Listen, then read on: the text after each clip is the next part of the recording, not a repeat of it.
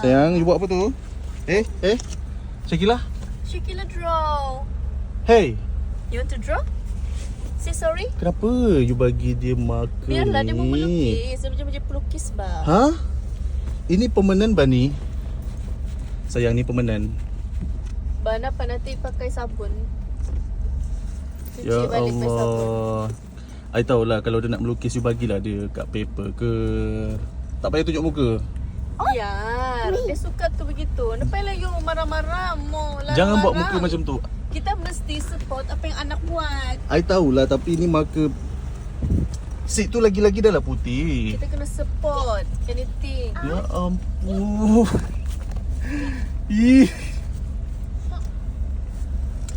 I tahulah support, tapi tak semua benda you boleh nak bagi dia lukis merata-rata. Salah lah you ni. Biar. Bella tu. Apa boleh buat? Siapa lukis ni? Nasi sudah menjadi bubur. Dah. Bubur no apa? kiss. No draw. You want to draw? Yes. Bagi dia tu marker. Aduh. Tu marker bagi dia. Tak payahlah. Ini I simpan je ni. Say hooray. Eh, Say hooray.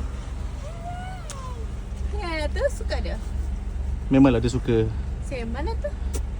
Kiss, flying kiss. Sayang, sekarang you kena cari cara macam mana nak bagi dia hilang. Dia kiss lagi. You dengar tak? You sengaja kan? Dia doktor tu boh. You sengaja bagi dia. Dia memang suka melukis. Ya ampun.